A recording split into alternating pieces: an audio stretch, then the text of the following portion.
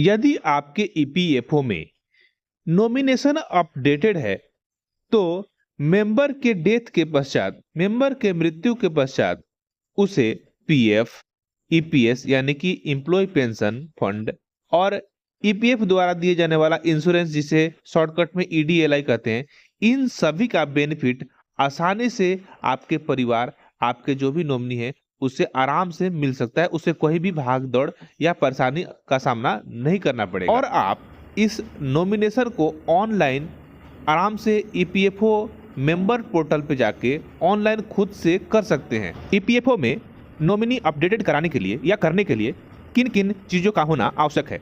तो पहला, आपका यूएए नंबर एक्टिवेट होना चाहिए और आधार उसमें लिंक होना चाहिए।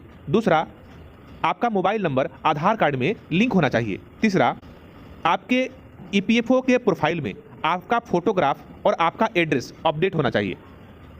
चौथा, स्कैन फोटो जो कि जेपीजे फॉर्मेट में हो, इसका साइज 3.5 सेंटीमीटर बाय 4.5 सेंटीमीटर का आपके फैमिली या आपके नॉमिनी, जिसको नॉमिनी में आप नाम ऐड कराना चाहते हैं, उसका आपके पास ये चीज़ होना चाहिए।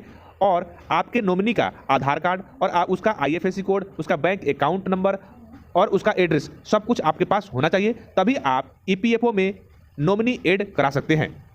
Do you know benefits of filing EPF EPS nomination? क्या आपको पता है कि ईपीएफ और ईपीएस नॉमिनेशन फाइलिंग करने का क्या क्या फायदा, क्या क्या लाभ है?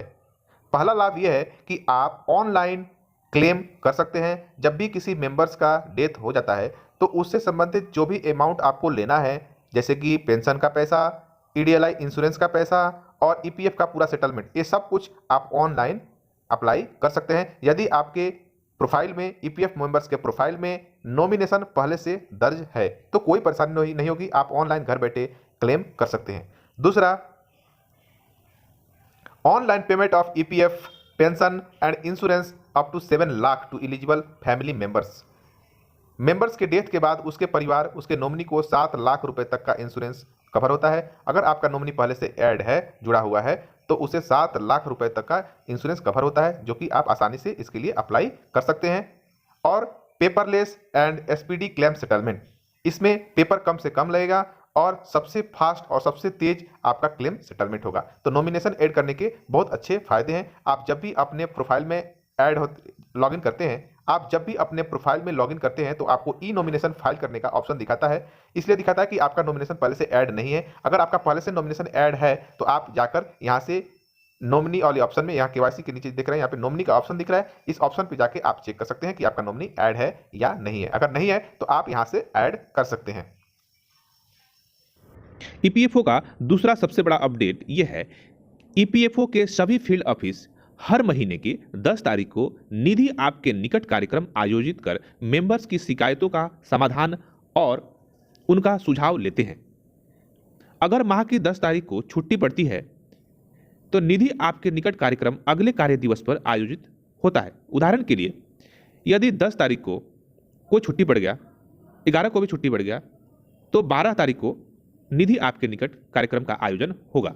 इसमें आपकी किसी भी प्रकार की ईपीएफओ, ईपीएस और ईडीएलआई से संबंधित समस्या है तो आप अपने निकटतम निधि आपके निकट कैंप में जाकर अपने प्रॉब्लम का सॉल्यूशन निकाल सकते हैं। वर्षों पुराने प्रॉब्लम है जिसका समाधान आपको नहीं मिल पा रहा है, उसका भी समाधान यहाँ पे आसानी से हो जाता है।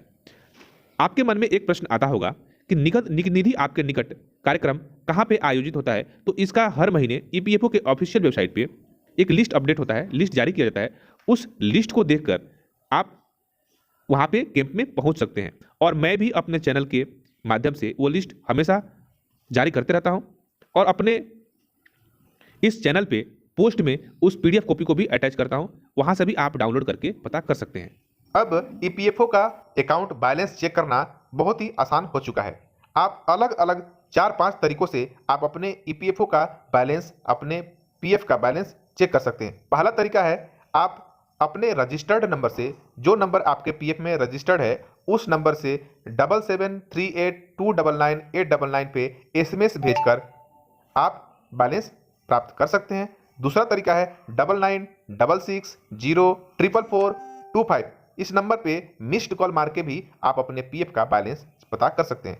तीसरा तरीका है, आप ईपीएफओ के ऑफिशियल वेबसाइट पे लॉगिन करके भी अपना पासबुक चेक कर सकते हैं। और चौथा तरीका है उमंग ऐप के जरिए, उमंग ऐप डाउनलोड करके और आप अपने पीएफ का बैलेंस पता कर सकते हैं।